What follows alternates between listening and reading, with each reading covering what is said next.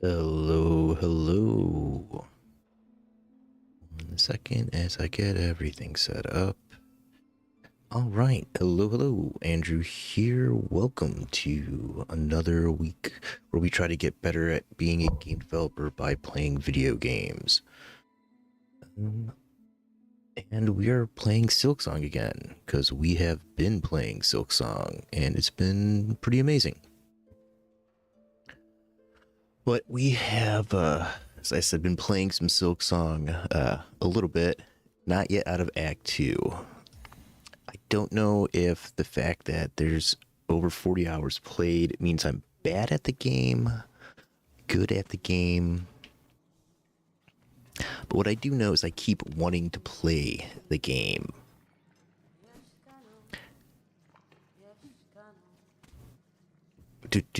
So we are 1 second.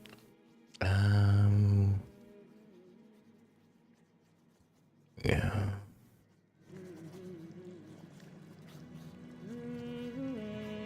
Alright. Just wanted to change the levels so that we get some more of the background music in. So, the objective here is to see what makes this game so good and why, even after 50 hours and I haven't beat it, I'm still playing it. That's a good question. Well, first things first, let's take a quick second to play the thing that I'm currently stuck on.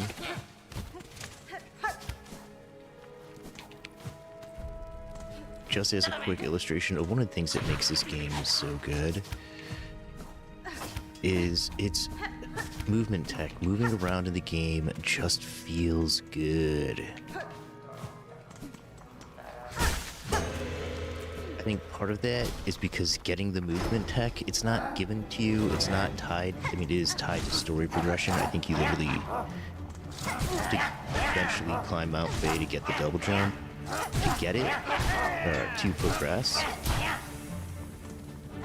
But there is a struggle inherent with getting that tech, going up the mountain to get Baby Cloak. If anybody's done it, no, you know it's not like a given. Bastard. And I think that's part of the reason why it feels so good.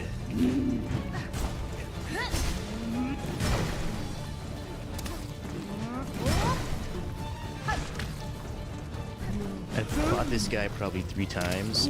I'm still trying to figure out what his patterns are. Can't really do that. I've only fought him a couple times, getting bodied by him. Haven't quite figured out what his patterns are. I have gotten better since the first time I faced off against him. I don't have any currency, so let's bounce out of here and head out to the other part. So that's one example of something that makes this game good, and that is its difficulty.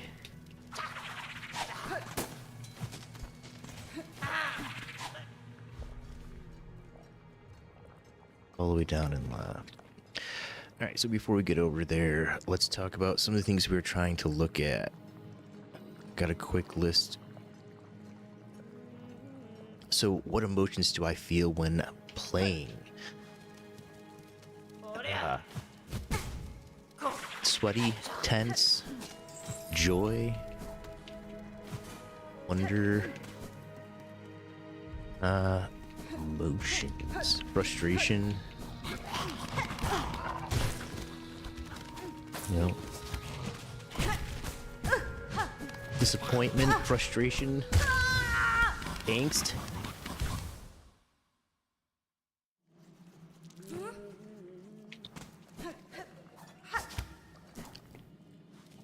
Frustration is definitely one. Times like that where you're like, or like that, where forget that you can't just drop there. Or like that, where you just randomly get bodied by off-screen enemies that threw something because you ignored them. Don't have the...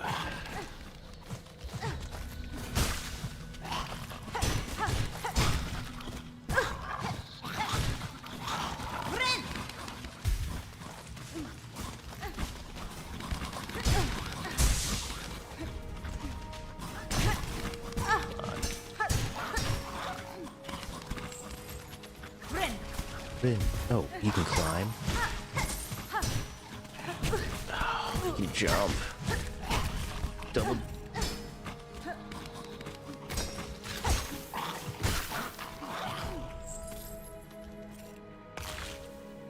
I need roach guts. And then nearly being able to pull out a win feels good. That kind of tension. Oh. No, I knew that was gonna happen. And that kind of like butt clench when you know you just screwed yourself. You haven't yet.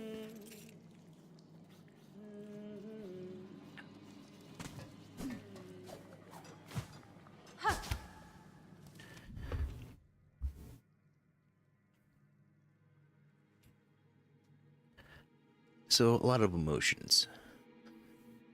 Do I feel motivated to keep playing? Yes, absolutely. Why? Why do I feel motivated to keep playing? I've given this a lot of thought. I've actually been thinking about this quite a bit. What about things like Hollow Knight and Elden Ring?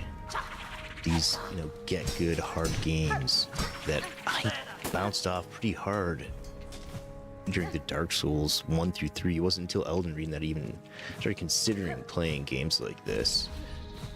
But what about them makes me want to keep playing? And I think it's a couple different things. One, it is that sense of accomplishment, it's that sense of progress and growth, of learning something and then being able to exhibit mastery. I think that's a really big part of why I like coming back to it. Hollow Knight's really good at this. When you have, these platforming sections, they start off really tough, but before you get the line dash or the double jump, they kind of force you to master movement tech without those other things first, so that when you add to it, you have that mastery to continue. So you can move around quite nicely, and it feels good because you can exhibit your mastery over that technique. In Elden Ring, it comes from your ability to dodge and craft your gear in such a way that the dodging mechanic is quite useful. Not quite useful, but has that same kind of thing where dodging, parrying, these kind of systems in these games, they give the player a chance to not just feel like they've done something, but show how much they've learned. I've spent 40 hours playing this game. I want to be able to show how good or bad I am at it, or at least that I know a little bit about it. And moving is fun. Platforming is a core mechanic of Metroidvania, and so making you platform more or get better with the tools you have, it makes sense. How quickly do I understand the controls and goals? Having come from Hollow Knight 1, I understood the controls immediately. You pick it up, if you played Hollow Knight, you get it. It's then the idiosyncrasies of this version over, Hollow Knight. The diagonal slash with the other weapon art. Am I going? Oh, I think I need to go right.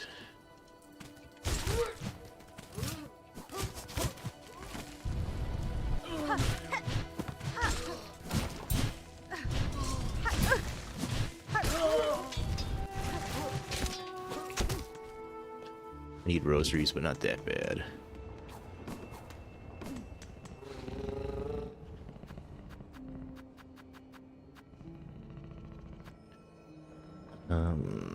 Yeah, Grand Bellway. So, the controls understood immediately.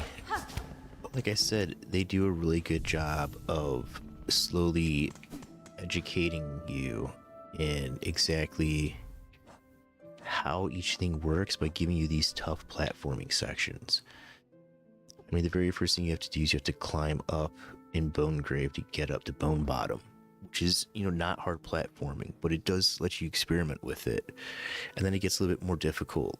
And when you run into, I think it's in the Marrow, yeah, you get to that first part with the red pogoing, and figuring that out really does educate you and prepare you.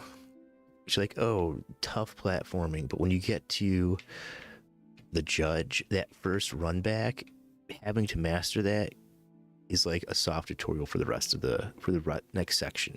You're gonna be doing hard platforming. You're gonna be pogoing. You gotta get used to it.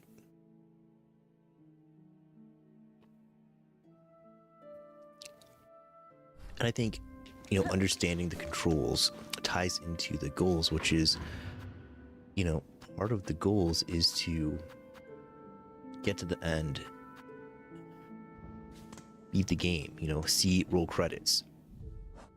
But more importantly, part of the goal is to have a greater level of enjoyment during that experience. Trying to like talk about this as well as figure out where I'm going.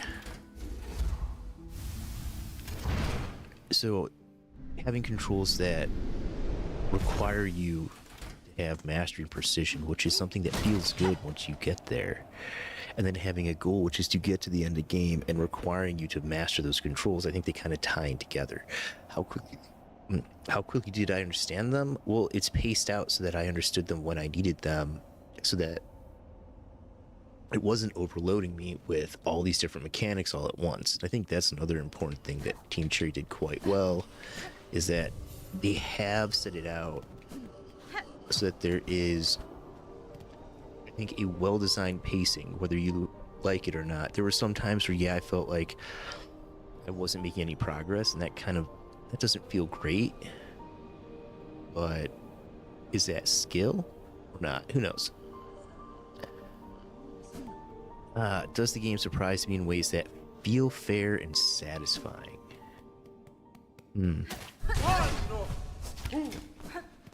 Fair and satisfying. That's a tough one, because would I even notice if it felt fair and satisfying? I don't think you ever play a game and go, well, that felt fair, or, oh, no, yeah, there are some times absolutely where you play a game and you go, yeah, my fault, my bad. And yeah, that does happen. There's definitely lots of times where I make a mistake in my movement tech and I get punished for it, and that's fair. I don't know if it's satisfying, but it is fair. But in other areas, you know, in like the difficulty curve, I think the difficulty curve is absolutely fair and tuned and designed for the type of game that they wanted to make, which is a tough as nails Metrovanian sequel to a other tough as nails Metrovanian video game. I'm using the Reaper still. I'm gonna get bodied here, just watch. Oh, gotta head that one on.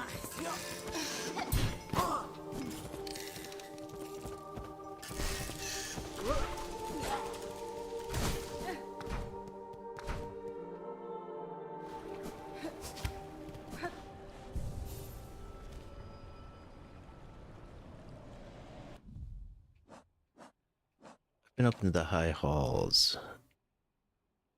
I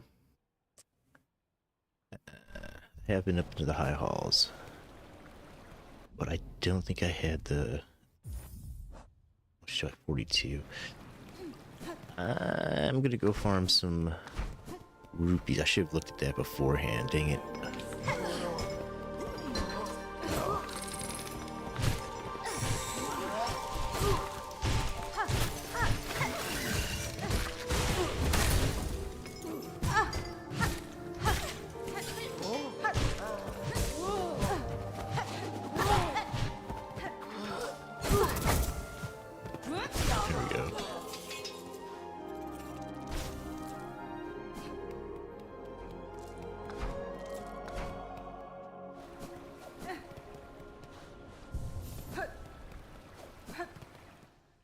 might do run back and grab a rosary. I don't have any.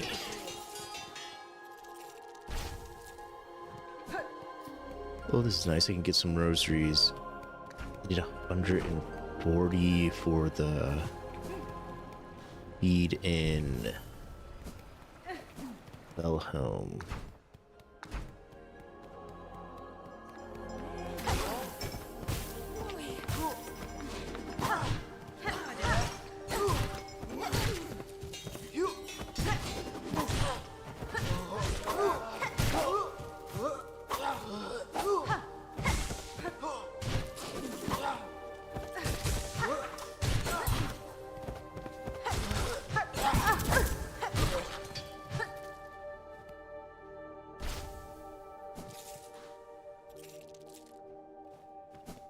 I also think I have been there. I think I unlocked the tramway.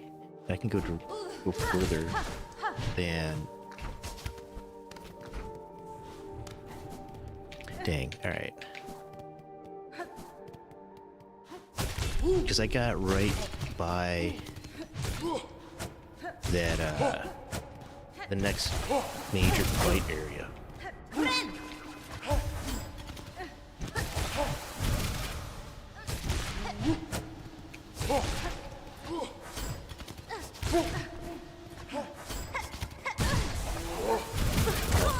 Shoot, I thought I killed him. My bad.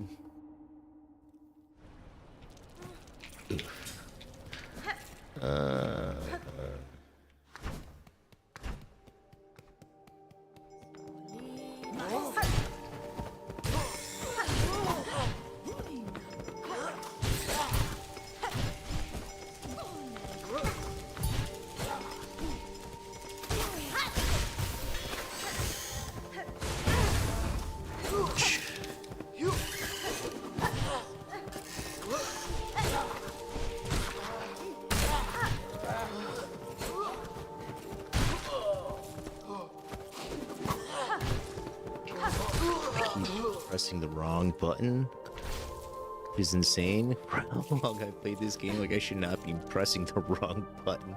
Keep looking at my map like an idiot. What am I doing here?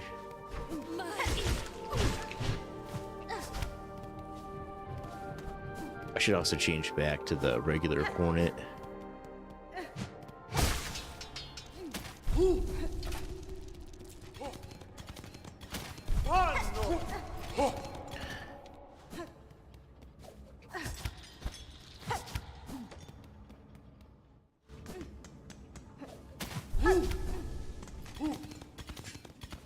Charlie choo-choo. Oh.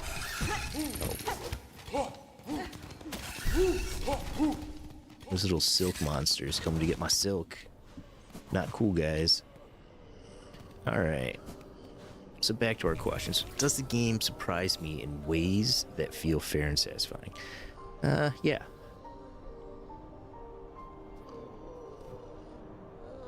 In which ways? I mean, surprise, no. Yeah, no, I don't know. It's a tough one. I don't think it really does. I think it is exactly what I expect.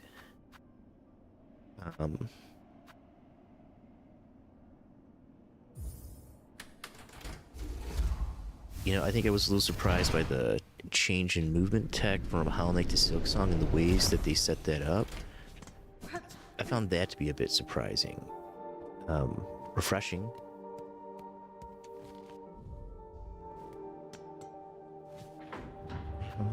Grand Bellway.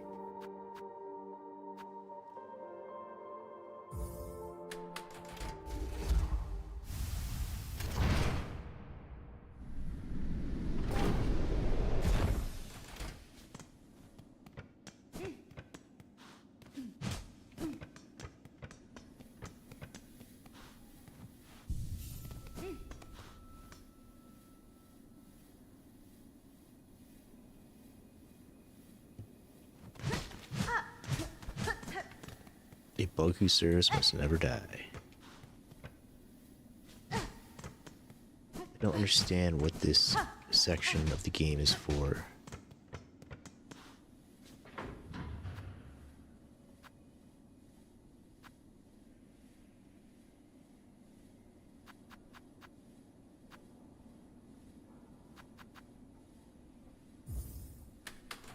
Maybe there? High halls? I think the high halls, that's where I need to go. This looks about right. Yeah, let's go.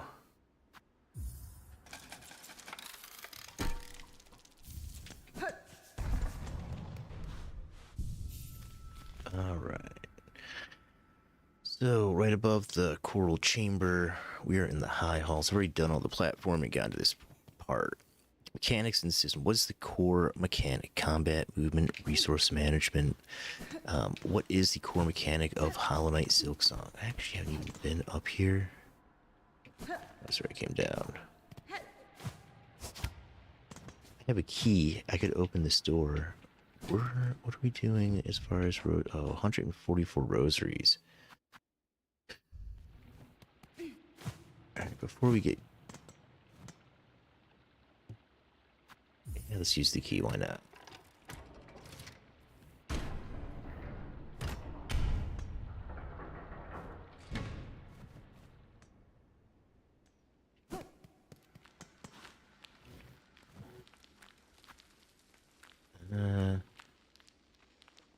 Yeah, I was just saying how I needed a place like this. Yeah, pay that rosary tax.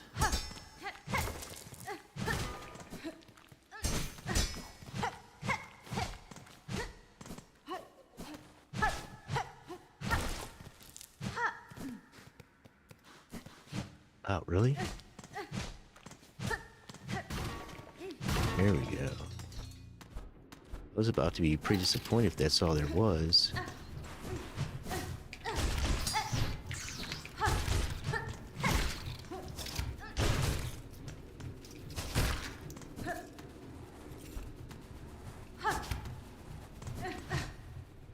Hello. That's what I was looking for, a vault.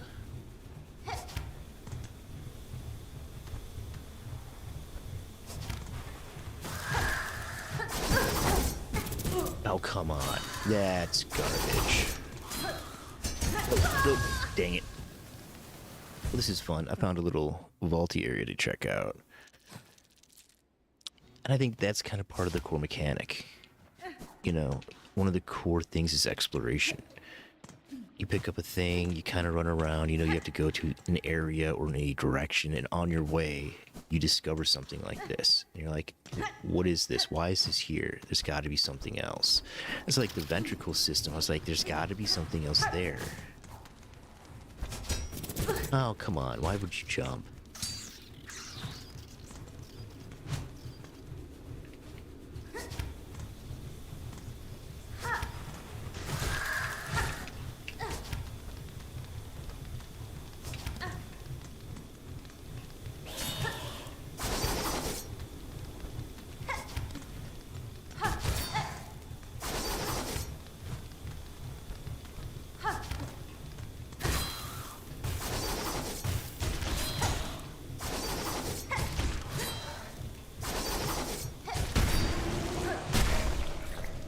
There we go.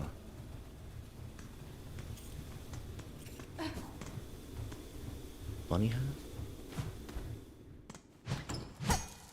Alright, geos in my pocket.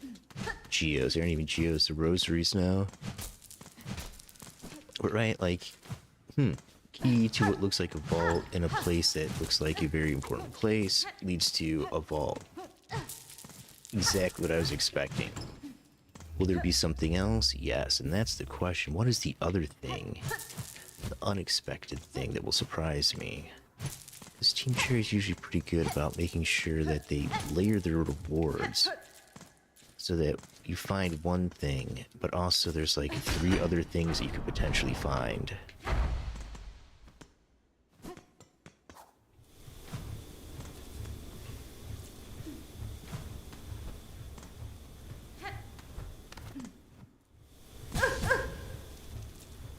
Got the Geo.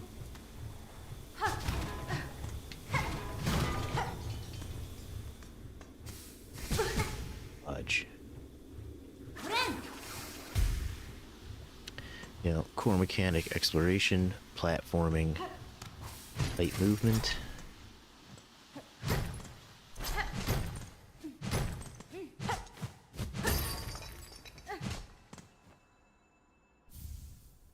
Rosary cannon.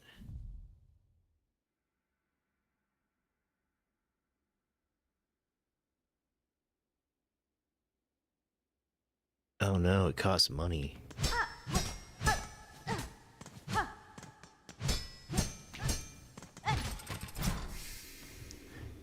Fun tool. Don't know if I'll use it much, since it costs rosary. I broke it. Well, so much for stashing my rosaries there. Good thing we're right by a ventricle.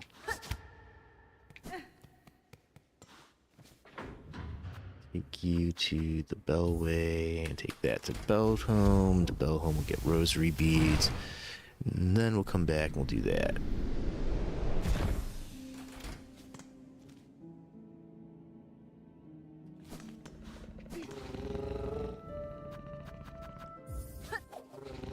I got another thing I found.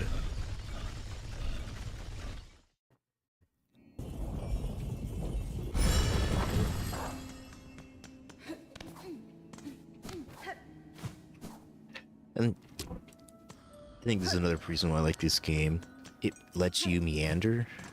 And yeah, I could beeline it for this or beeline it for that. Instead, I can kind of take my time, meander, do a thing, do another thing on my way, check out and do another thing. Symbol of Matrium.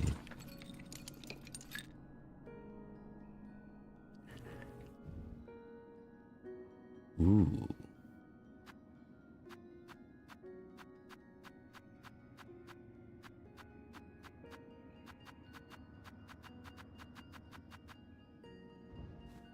Cool.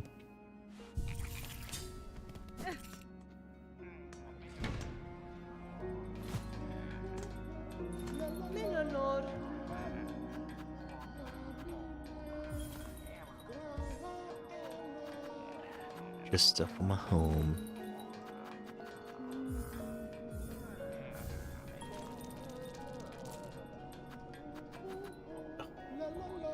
Let's go kill something real quick. I think it's this way.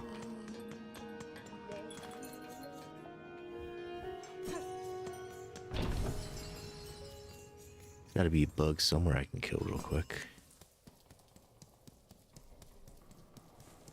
Why aren't there bugs anywhere?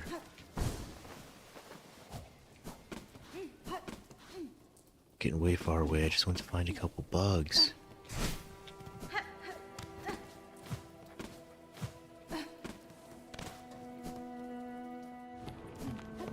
Ah, here we go.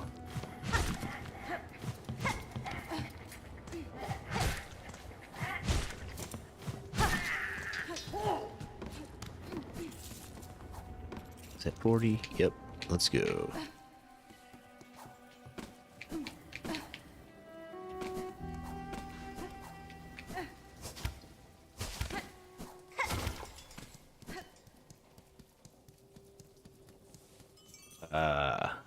I need to go kill that guy too.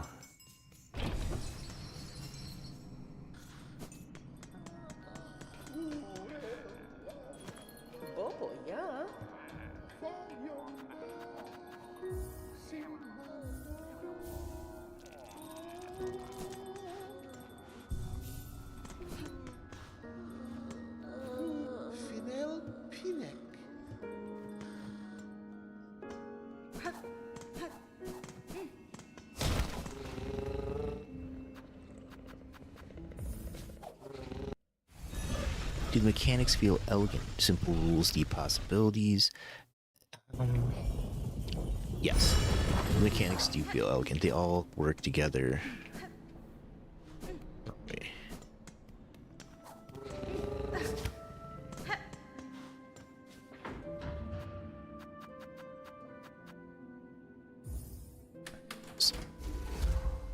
Yeah, it is. It's just, you know, a couple button pushes, but it's about like the length of the press, the movement in the dodge, the weight of the jump. having that float, those different trigger punches do give you lots of possibilities with your movement, and then the upgrades give you choice and options. So I would say, yeah, the movement does feel really good. It feels right. That's the only way I can think of saying it. Like,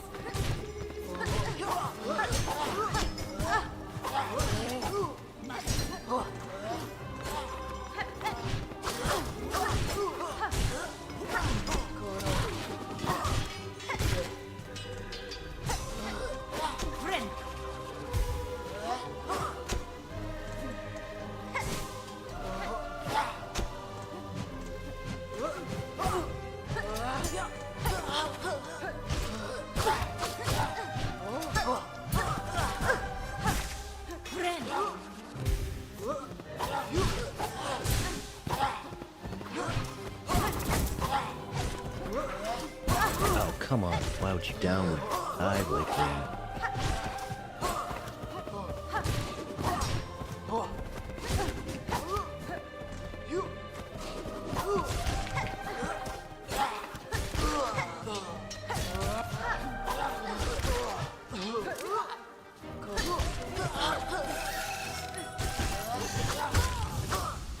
Yeah.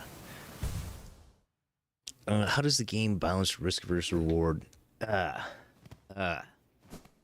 I think it does a pretty good job, honestly. Like I said, it's a tough as nails Metroidvania. It's a hard game, and I think that's part of it. I think the balance is built around it being exactly that, a hard game, and a second game in a series of hard games. I don't think you go easier, even though you may have become a more popular game since your first. I think you gotta stay true to the ethos and design of what you made. If they had made this an easy game after how difficult Hollow Knight is, especially the DLCs with Path of Pain, the God Quest, like, I mean, those are not DLCs for people who want an easier Metroidvania experience. Those are people who are looking for a difficult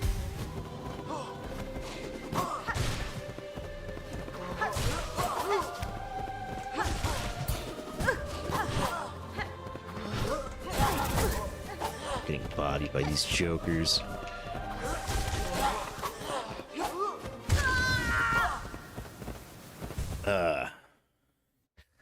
So yeah, I think that's a good job. I mean, balancing the risk versus reward, very much so. Much like with the cloak, lots of risk getting up there. You got to take chances to make moves, but they pay off. And when they do, it feels so good, especially in the boss fights, taking that risk to try to get in that extra dash, getting into that window. And when it pays off and you can execute, oof, the reward is well worth it.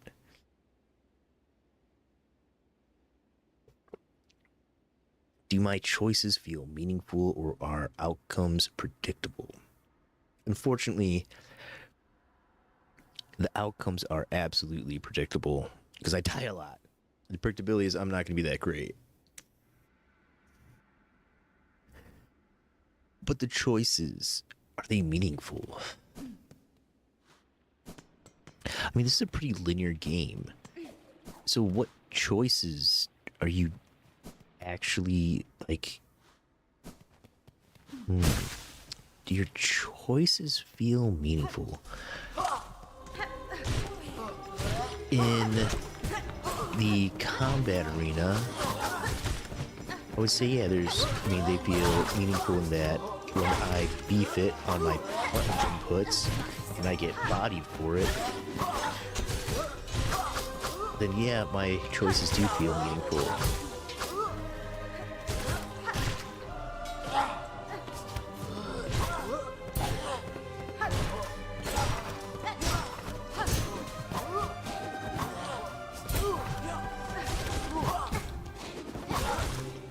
Wait, whoa, really? If you hit them when they do their little weave thing, you can pull silk strands from them?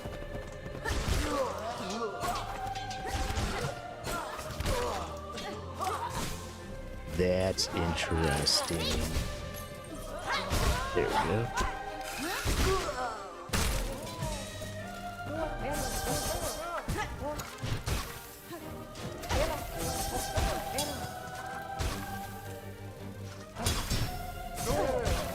Bastards.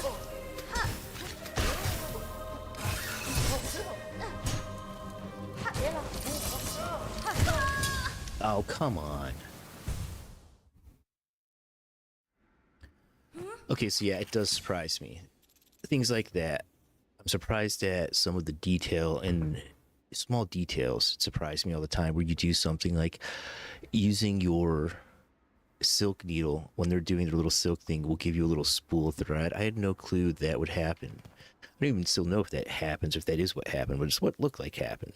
That's surprising. That's cool. That kind of design makes me want to play the game, makes me want to discover and find the little things. It's the attention to details that do it.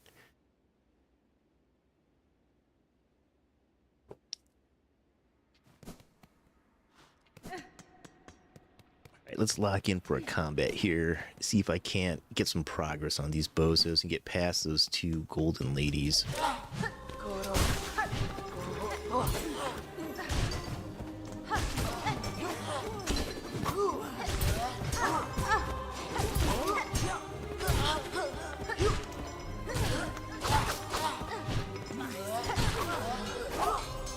Reaver has such a huge presence.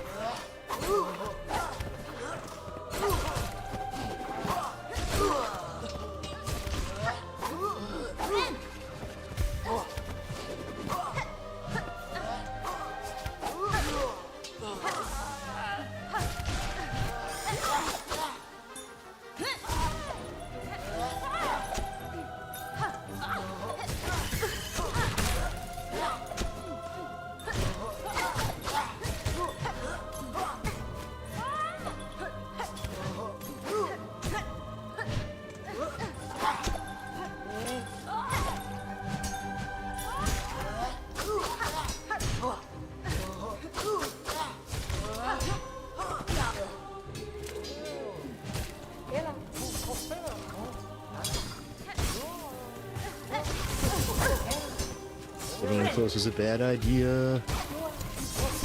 Getting in close was a bad idea.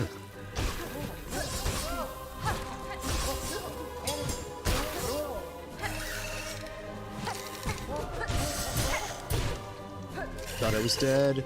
It was them. No.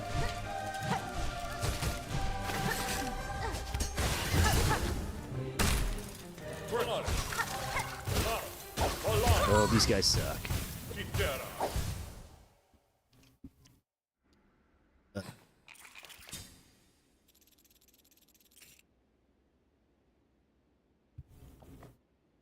Those guys suck.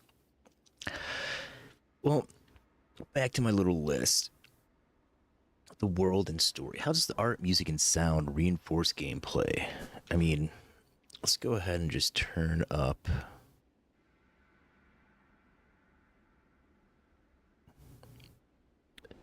audio. I'm gonna turn myself down a little bit. Just give the sound design a listen.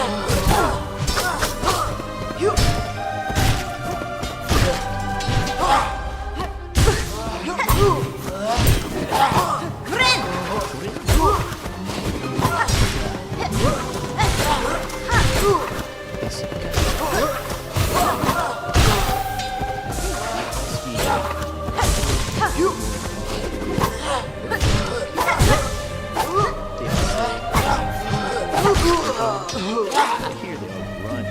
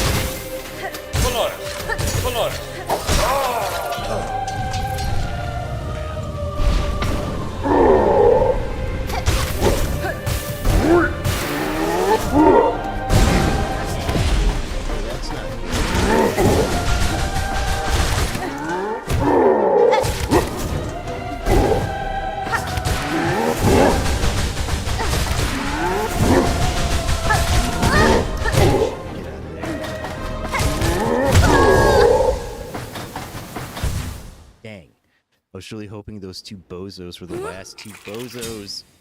Oh, I don't have enough to get my guys back. Oh, that feeling of like almost, but not quite. Like, oh, almost made it, but not quite. And knowing that maybe next time I could do better, because I did better that time. So next time I could do better. How do I capture that? What are they doing that lets me capture that?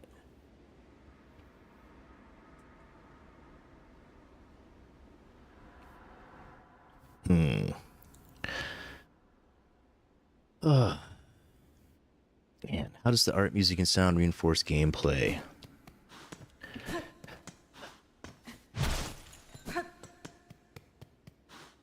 The sound, that how it brings in the design of it, reinforces game because it adds to that sense of grandeur in those fights. The art style, this parallaxing, two-dimensional, hand-drawn effect that they use is so good because it allows for very, very high contrast between your character, which you have to be able to see, and the background, which in this game is so important because there's so much crap going on. Visual clarity is so key. If you didn't have this giant white and red blob, your enemies, white, yellow, and purple, complementary colors that work well.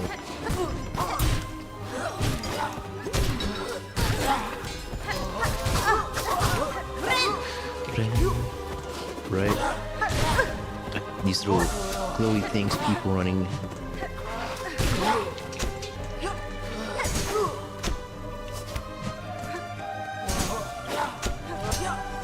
There's also a difference in the level of detail and texture of the drawings themselves.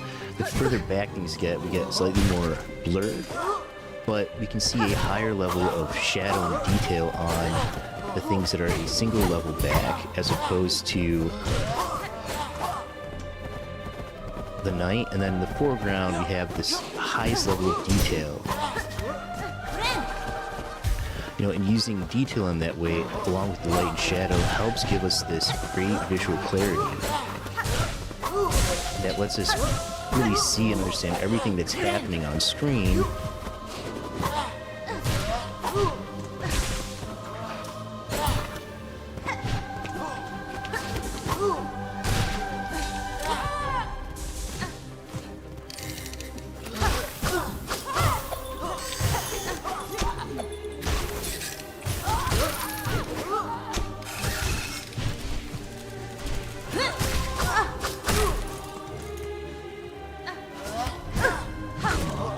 cheap. Oh, doubly cheap.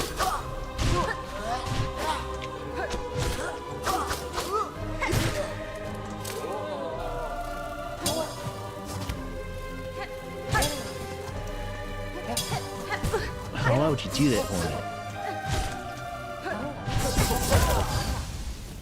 I don't like these little golden doodle people.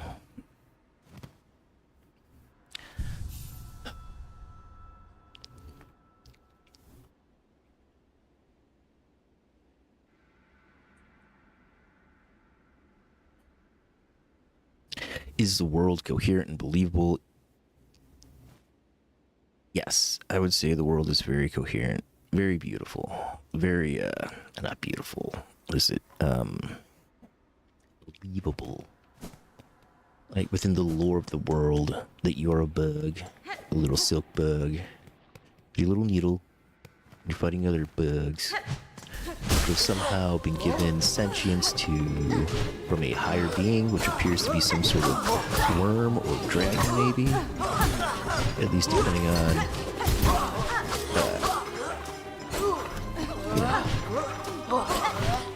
what it says, but that lore, and then this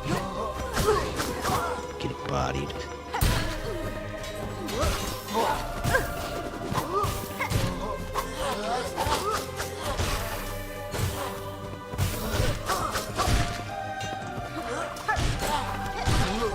No, the lore, thanks to Mossbag. I mean, let's be real. If it wasn't for people like Mossbag putting out lore videos, or Vacha for Elden Ring, those Vacha videos, man, I would not know any of the lore of Elden Ring if it wasn't for Vacha videos. Same thing with Hollow Knight, like, a few times I tried to get the speedrun trophy in that game.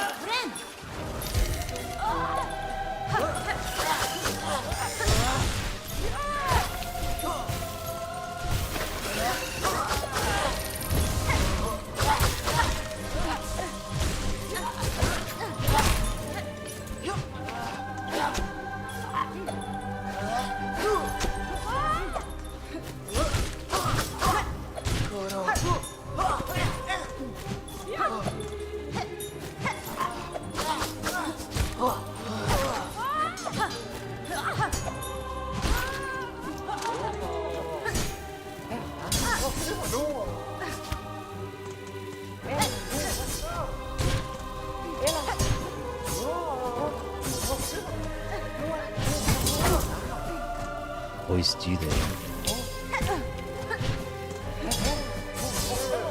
Deflect so many of my attacks. That backwards dive is so annoying.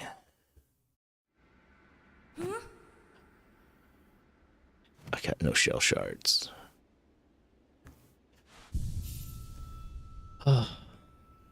Does exploration feel natural and rewarding? Yeah, I talked about exploration earlier and how it's a core tenet of the game, and the way that the game is designed kind of forces you to explore.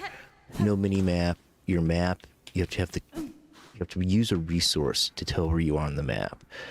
You know, that kind of design is a design that says, we don't want you thinking about checkpoints. We want you to be playing the game and living in the world of the game. We want you to be experiencing what's going around. And you need to pay attention because the world of the game is dangerous. And if you're looking at a mini map or trying to run to a marker, you know, this isn't like an open world RPG where you just occasionally you run into a mob or something and then you can like body them a little bit and then you run for another 30 seconds to the next one to respawn.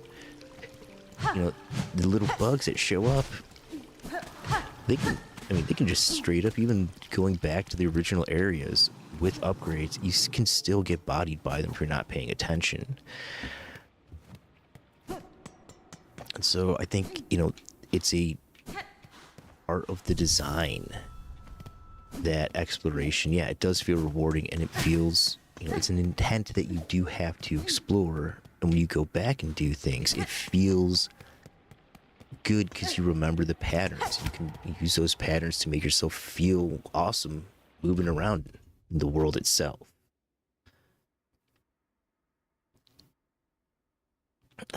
Does the story emerge through play, environment counters instead of just cutscenes? No, I'd say the story just emerges through cutscenes. Play is generally relegated to platforming or boss fighting. In that sense, it does have a whoa. I think some serious stutterage. Huh.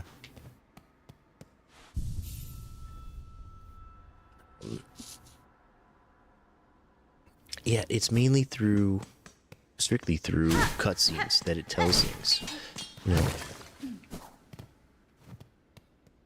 running around, exploring. Yeah, there's not really a whole lot of story there. It is literally just through cutscenes. How does the game teach me new mechanics? So that's one of the things that I really like about what the game does. It is like straight up shittery.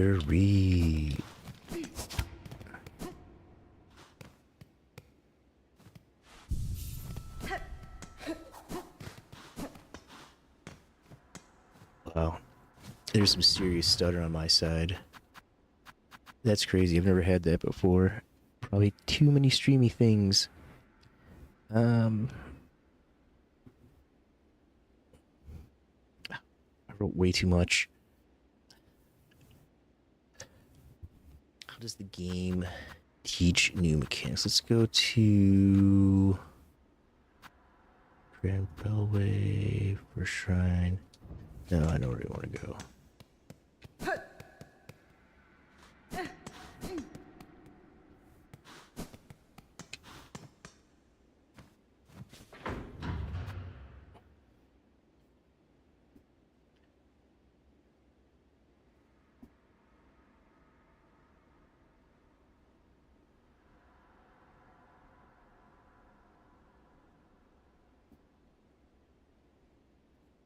I don't have anything crazy open like video editing software or anything like that. All right.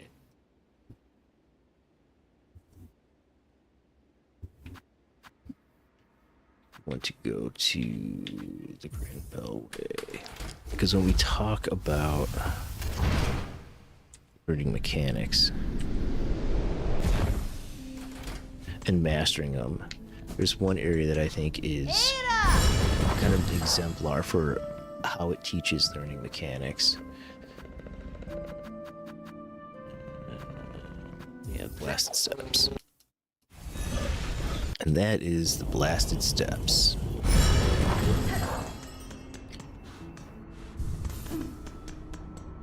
So when it comes down to learning mechanics, this is one of the things that I think Team Cherry just did. Whether you enjoy it or not, whether you find it frustrating or not, but when you have to do this run back, you don't have double, you don't have the needle line, you've got to do this run back. How many times did I do this run back? 30, 40, 50? How many times did I do this run back? Now it's like, hey, easy peasy, who cares? Even without the double jump, I could still do it most of the time pretty easily. Oh no, I would never take roses from such a treasured guest, please. My spa carriage for free. Let's see if he tries to take a peek again. But that run back, going against the judge, losing against him, then having to do that long run back, it teaches you the mechanic of the pogo. It teaches you the mechanic of the bells and jumping, of avoiding enemies to get back faster, of making sure you get your cocoon and paying attention to the things that need to be done.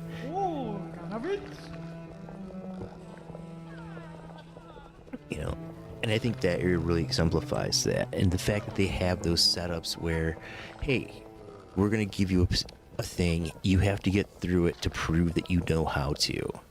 And it might take you a while to learn, but once you learn, you're good for the next level until you hit that next spike where it's like, okay, there's a new thing to learn. And yeah, it can be frustrating and difficult, but that challenge leads to the reward and why it's so good to play.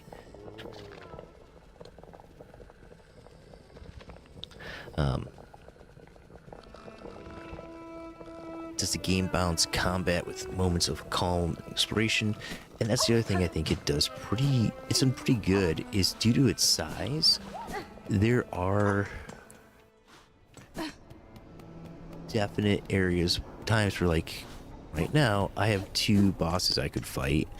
I can put one on hold and go do another one, or I can look at my map and say, hey, what areas aren't filled in yet? What areas can I still go to? There are times where there are no more areas to look at, there's nothing else to fill in, and you're left with what you have, and that's it. And then you just gotta do the fight. That's all there is to it.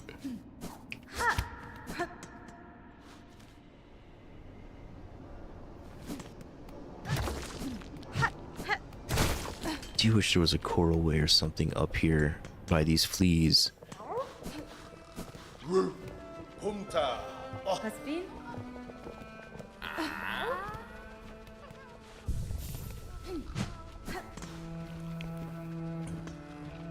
Does progression of Crazy Exploration feel fair and rewarding? Some of the movement tech feels incredibly rewarding. Getting it just opens up so much and makes the ease of travel just that much more enjoyable, that much less frustrating. You feel that much more, honestly powerful because you have that added ability to get around, new things unlock. So yeah, the progression of upgrades does feel incredibly rewarding.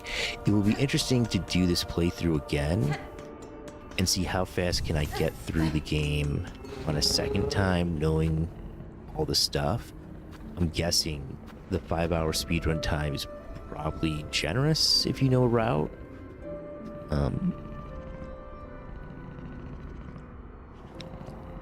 So yeah, fair for sure. Let's go back to the bubble.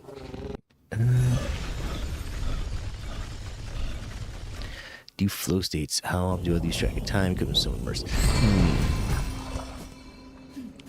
I do not fall into a flow state playing, or if I do, they're like micro flow states. What I mean by that is, like, I die too much to actually fall into like a zone where I could just play for hours and hours and hours. I mean, I have played for hours and hours, but I take breaks and I do other things. But I would say, like, it's not like racing or driving games where you're kind of like mesmerizing yourself.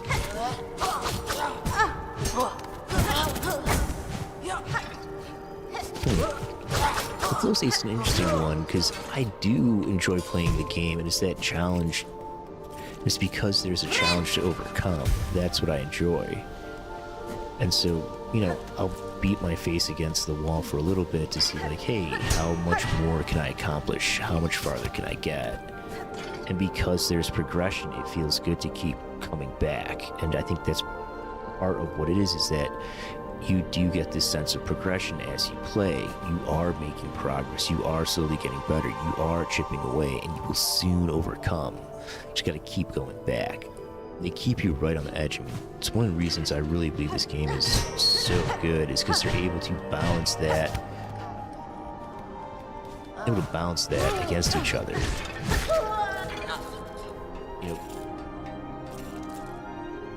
When I played Clair Obscure, I wasn't really looking at the mechanics as intently, and I'm wondering how much did they do? The story was so riveting. It's what really drew me back and kept me coming back. Interesting. It's always something to think about.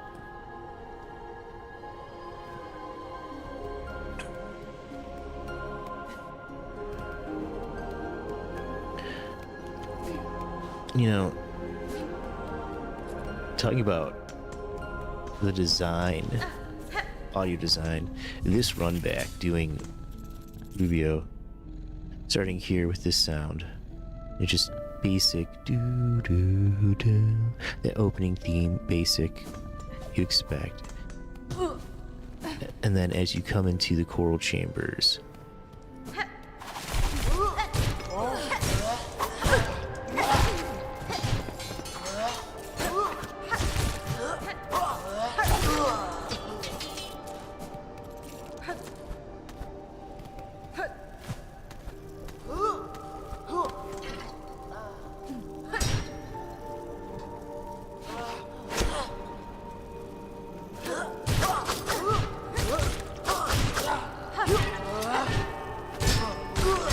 that felt awesome. Not hitting the ground and just pogoing him feels good. Like those kind of things, that kind of movement, that kind of ability to do that kind of pogoing. There's so many things like that that like just work seamlessly together to help make the experience feel so engaging. And then even here we're like, change your weapon, change your playstyle.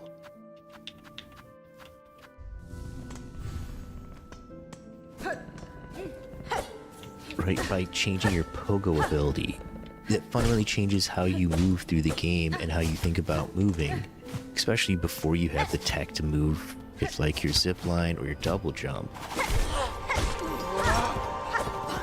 Because you're doing this more. And it makes the zipline pogo so much more punishing. That's the good stuff.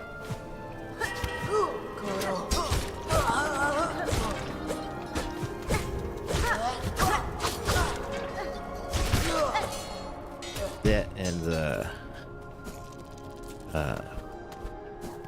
charges, right? So it gets more powerful the more you use it.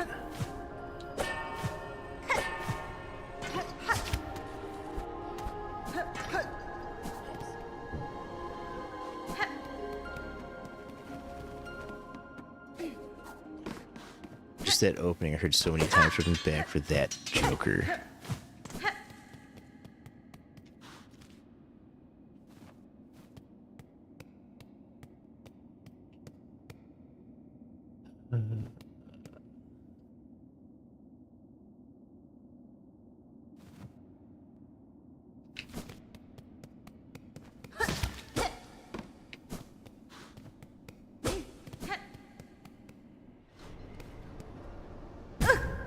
Jeez.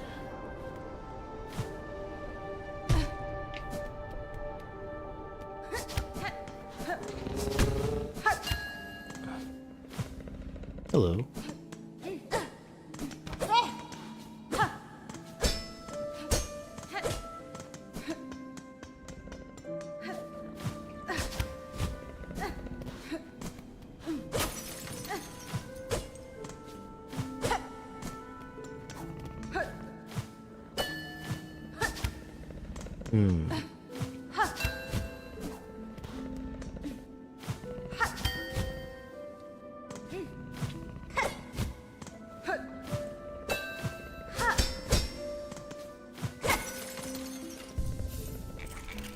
Where?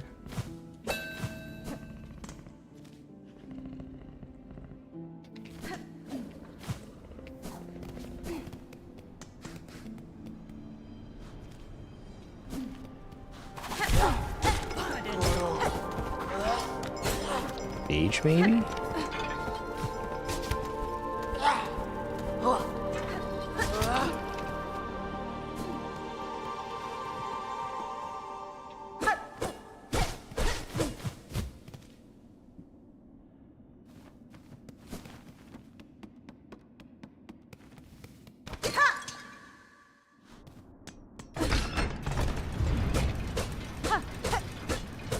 I don't see any way over and up there.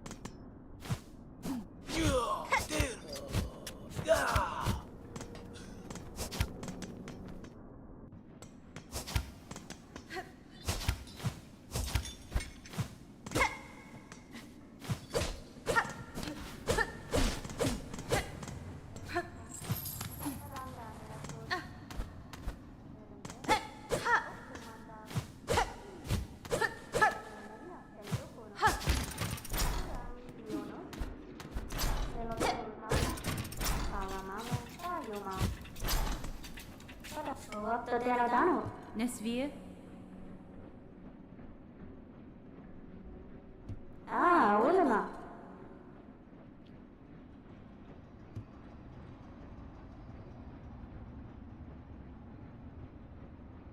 Megina Fora.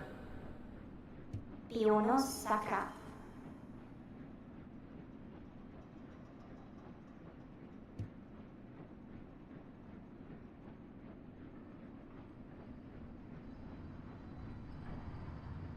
Opto Teradano.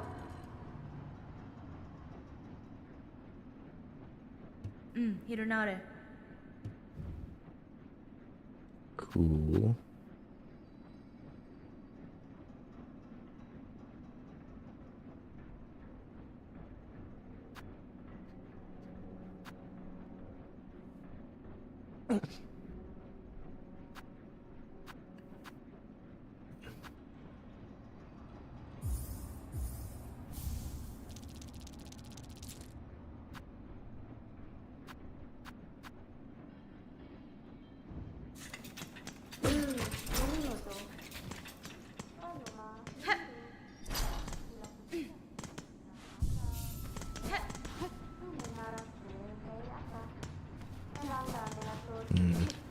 I feel like I'm missing secrets.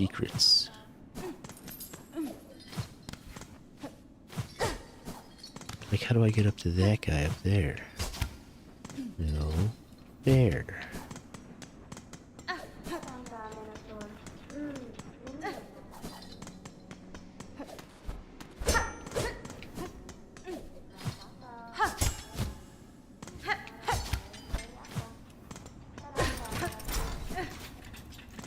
Oh. Maybe it is just that simple.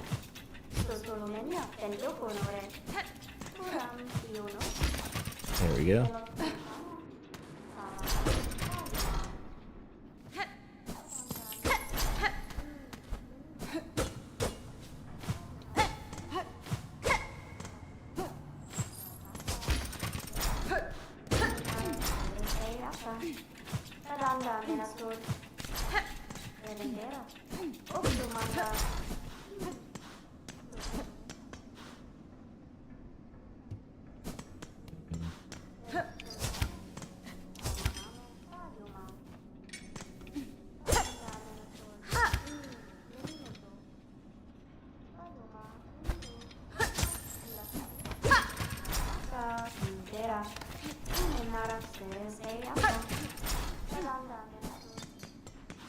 I don't know.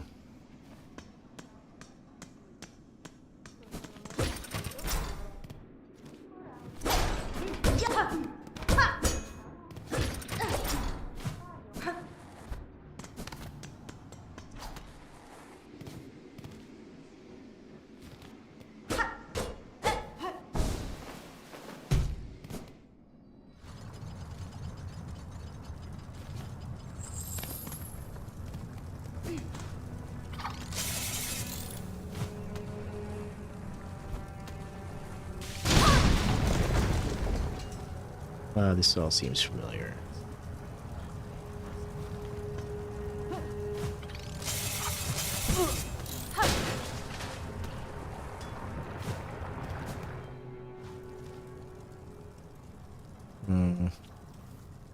We go there to the Grand Gate. Up and over, baby.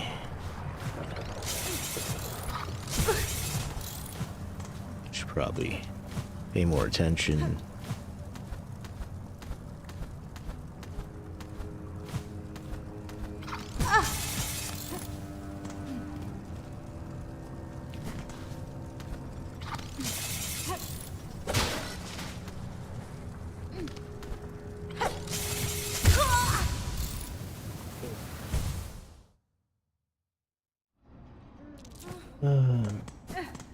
Well, I think I'm gonna go ahead and call it there. This has been a good look at Hollow Knight Silksong and why I think it's a good game. I think there's a lot to be learned from the way that the designers have presented this game. Both things that, should be kind of followed and make sense, and something like, I don't know, maybe not, like just releasing it on 2 weeks notice, not letting anybody pre-order. I don't really have any qualms about its game design. It's a great game. So I'm Andrew, who's been Casco Gaming. Have a good one. Bye.